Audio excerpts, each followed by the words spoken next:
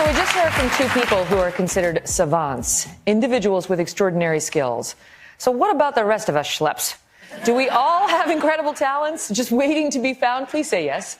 Joining us now is a man who can tell us. His name is Dr. Matthew Dahl. He's a director at the Treffert Center that you've been hearing about, the institute leading the charge on researching savants. Doc, great to see you. Thank you for being here. Thank you so much for having us. So, first of all, what kind of savants are there?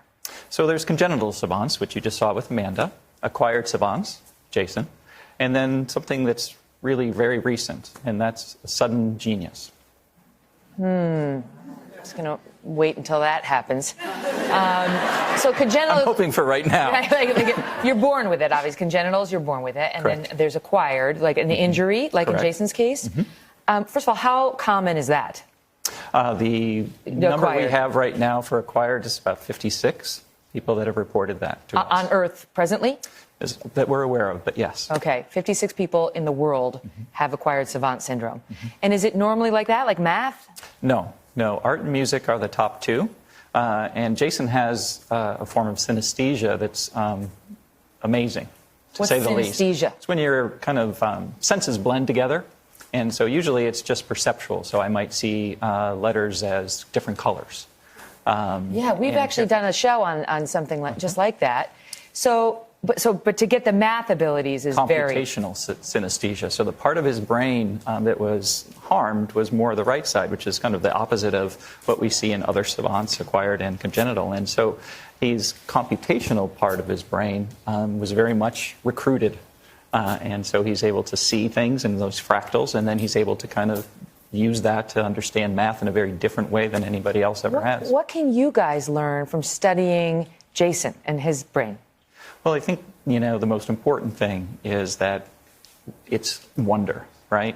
It's wonder. It's the fact that we all have these inherent strengths, and we don't, kind of dismiss the wonder of how did that happen? Yeah. That's pretty amazing. What abilities do we have inside of us? Right. There are about 4% of the world is synesthetic, and they kind of have a club because they feel the stigma, right? It's like, yeah, right, you see colors. Well, right? we had somebody on the show who had synesthesia who was saying, he was an ER doc, and he could literally feel the pain of his patients. Yes. Which was a blessing and a curse for him. Correct. But that's a legitimate thing. But if you, what about the third category? Could you just be walking along, living your life without an injury, and suddenly you can do calculus? It's about 14 people have described that so far to us. And so one of the things that they describe is something somewhat common that we feel. Last night I was... a little anxious about having to perform and talk to you today. And so I kind of went to sleep, and then in the middle of the night, I kind of started thinking about how could I explain these things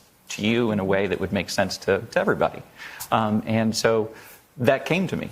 And so it's when we're in a state that we access. Now, have you ever been lose your keys? And you're like mind blind, right? Oh, I'm going to be late. Where's my keys? Or my boarding pass. I know I put it here, and I don't know where it is. Right. When we calm down, you have access. Under surgery, people will hit an electrode and suddenly they'll have memories that they never could recall. Or they can speak French suddenly. Exactly. So there are these areas of our brain that have all this information most of us cannot access. And so, is there a way of just meditating your way into genius? If so, I might actually try that crap.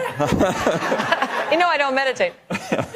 I think there are probably many avenues, and if meditation isn't your thing, then there are other avenues.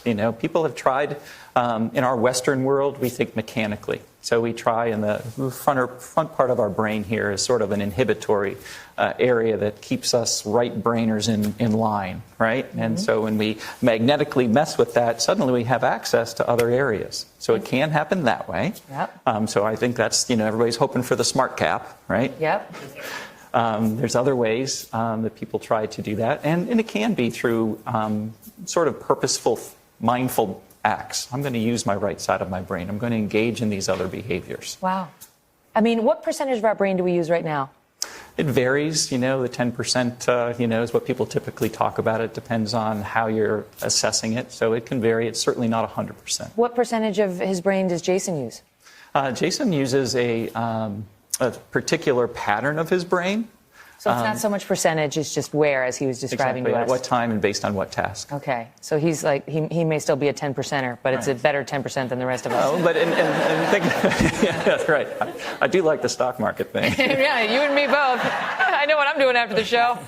Jason and I are going to spend some time together. Well, listen, it's a miracle what you guys do and what you do. Thank you so much for being here and sharing your world with us. Absolutely, it is my pleasure. All the best to you. We'll be right back.